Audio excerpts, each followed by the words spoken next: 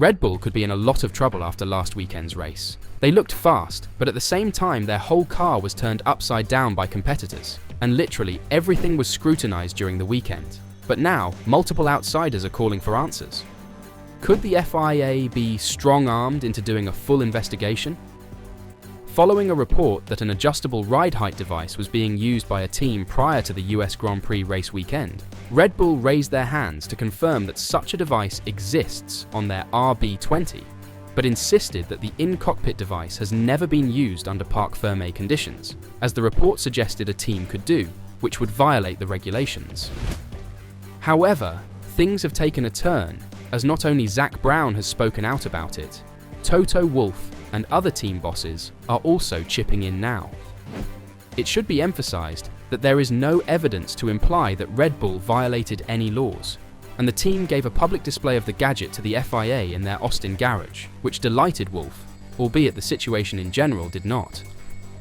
McLaren Racing CEO Zak Brown had been the most loud about the Red Bull gadget, but he stated other team executives shared his worries. Mercedes chief Toto Wolff described Red Bull Racing's front bib adjustment mechanism as outrageous, hinting that the FIA should look into it further. Red Bull was at the heart of technical intrigue during the United States Grand Prix weekend, as it was revealed that the FIA was increasing surveillance of a device that allows the Milton Keynes-based team to raise and drop its front bib height. While the presence of a device that must be modified with a tool is permitted, changing it under parc fermé conditions is prohibited under the laws. That's why the FIA installed a seal on it over the Austin weekend to guarantee it didn't change between qualifying and racing. Furthermore, the team has committed to make more significant upgrades to its car later in the season. Nicholas Tombazis, the FIA's head of single-seater matters, says there is no evidence that Red Bull utilized the device in the past. Thus, the investigation is ended, for now. However, this may not be the end of the problem. Wolff, whose team has previously battled Red Bull, believes the situation is far from acceptable, implying that senior FIA leaders, including President Mohammed Ben Sulayem, may yet be forced to go farther.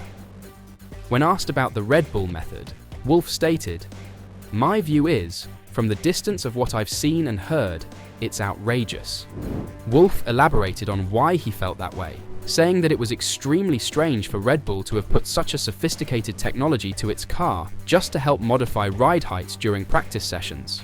"I think we're all designing parts that are F1 standard, and that are to the highest specifications that are within the regulations. Sometimes on things like aeroelasticity, you would probably try to go as far as you can, but there's other things overall and certain parts where you would question why they exist." He added, "Why would you design such a thing and put 2 marks on it for 2 positions, like you want to change things? Is that the precise decision-making we have in F1? Wolff further stated that Red Bull staged a hoax by displaying to the FIA a tool that it claimed was used to modify the device. He believes that the settings may be updated in a more simpler manner. "I really like that when they put this real broom device in the car to demonstrate that that is the only way of that getting changed. I wonder how long it took them to make this up and to stick it in there." One rival team dubbed the 2-foot-long socket that Red Bull demonstrated to the FIA a Bugs Bunny gadget, since it appeared to be a cartoon-like equipment given the sophisticated levels often expected in F1. Wolff supported this idea. "I didn't know that in F1 we were using such Bugs Bunny devices. It's not good enough to say that this is it, and we promise that we are not going to do it again." While Tombazis stated during the United States Grand Prix weekend that he felt the problem was resolved, Wolff does not believe this will be the end of the story. "I cannot speak for the FIA at all. I cannot speak for Nicholas," he stated. "Obviously that's something that's been not spotted for a long time. But I think the leadership of the FIA is going to look at that and say, what are we doing with this?" That were just Wolff's words, who wasn't that hard on Red Bull. Zak Brown, however, wasn't so nice for Red Bull. He has requested that Red Bull management, as well as past and present mechanics, sign an affidavit saying that the car's bib trick was never employed under parc fermé conditions. The McLaren boss wants a deterrent consequence, like as elimination, if it is discovered that Red Bull violated parc ferme rules. Christian Horner, Red Bull team manager, accused paranoia and moaning from one of our rivals for making a huge deal out of what he considered a non-story. I feel that it's sometimes to distract from perhaps what's going on in your own house. Sometimes you try and light a fire somewhere else, he added. Red Bull's competitors, on the other hand, aren't about to give up. I'd like to see the senior leadership, the former chief mechanics and the current mechanics, sign an affidavit stating that they have never used or have no knowledge of it being used, the McLaren CEO said. The suggestion in the pit lane from a handful of people is that it has been used in that manner, so the only way to bottom it out is the old-fashioned sign here, stating what has gone on. I know if I was presented with an affidavit, and the consequences of not telling the truth were severe, I'd tell the truth. I am confident the matter is dealt with going forward, but if they have done it in the past, there is no grey area about it. Modifying your car in parc ferme is as clear a breach of the regulations as possible. According to Brown, he will meet with FIA President Mohammed Ben Sulayem to address the situation, since he is not convinced by Red Bull's inaccessible argument. Look at the wording of their denial about the device being inaccessible when the car is prepared to go racing, he told reporters. Well, the car isn't fully prepared to go racing in parc ferme. Many things can be changed. You can pull the seat out, you can adjust the pedals. If it is discovered that Red Bull violated parc ferme regulations, the American feels exclusion would be an appropriate punishment. It needs to be a deterrent, he added. We have seen drivers excluded from races and championships. And I am not saying Max should be excluded, by the way. We have seen teams excluded from races and championships. If, and I say if, parc ferme rules have been broken, the penalty needs to be of that magnitude, depending on whether they did it once or have been doing it regularly for 3 years.